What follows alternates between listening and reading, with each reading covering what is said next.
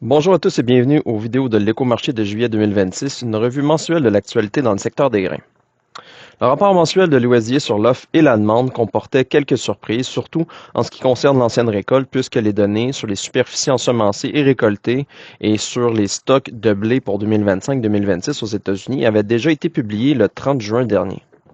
Le rapport a été haussier en raison de la diminution des stocks de maïs aux États-Unis et des stocks mondiaux pour les trois principaux grains, malgré les importantes révisions à la hausse des productions sud-américaines de maïs et de soya et le maintien des prix moyens aux États-Unis. L'état des cultures aux États-Unis s'est légèrement détérioré, mais elle demeure à un niveau satisfaisant. Selon l'état des cultures aux États-Unis, la condition de bonne à excellente a reculé de 4% pour le maïs et de 2% pour le soya pour les situer à 63% tous les deux.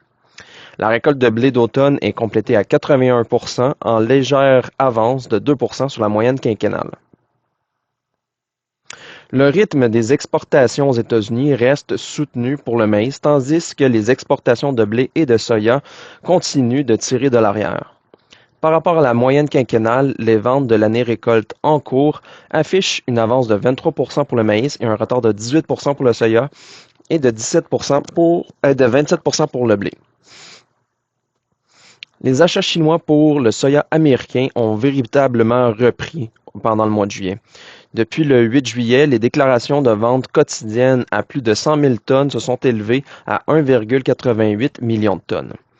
Les importations chinoises de soya en juin ont atteint des niveaux élevés de 13,55 millions de tonnes, une hausse de 27,6% par rapport à l'an passé, dont 12,08 millions de tonnes provenaient du Brésil et 1,27 millions de tonnes des États-Unis.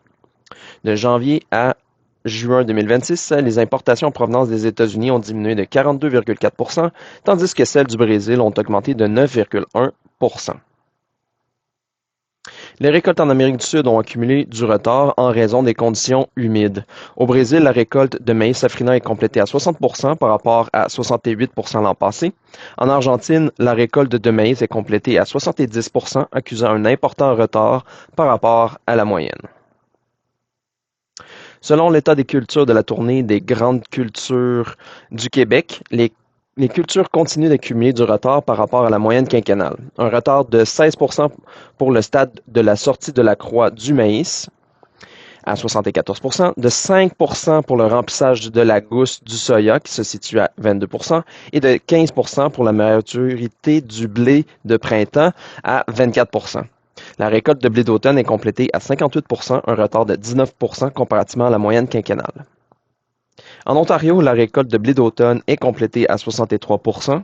Le rendement varierait entre près de la normale à supérieur à la moyenne avec une bonne qualité.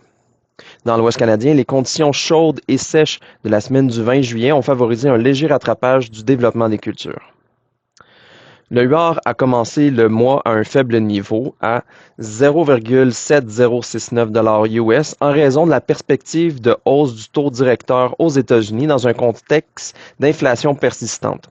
Or, l'inflation s'est avérée moins forte que prévu aux États-Unis et la Fed a maintenu son taux directeur, ce qui a amené à une dévaluation de la devise américaine. Le dollar canadien s'est alors apprécié pour se situer à près de 0,7140 US. Voilà. Les bases du maïs ont diminué de 25 cents US le boisseau pour livraison immédiate à 82 cents US le boisseau et de 14 cents US le boisseau pour livraison à la récolte pour se situer à 36 cents US le boisseau. Les bases du soya ont été réduites de 51 cents US le boisseau pour livraison immédiate pour se situer à moins 35 cents et elles ont diminué de 2 cents US le boisseau pour livraison à la récolte pour se situer à moins 54 cents US le boisseau.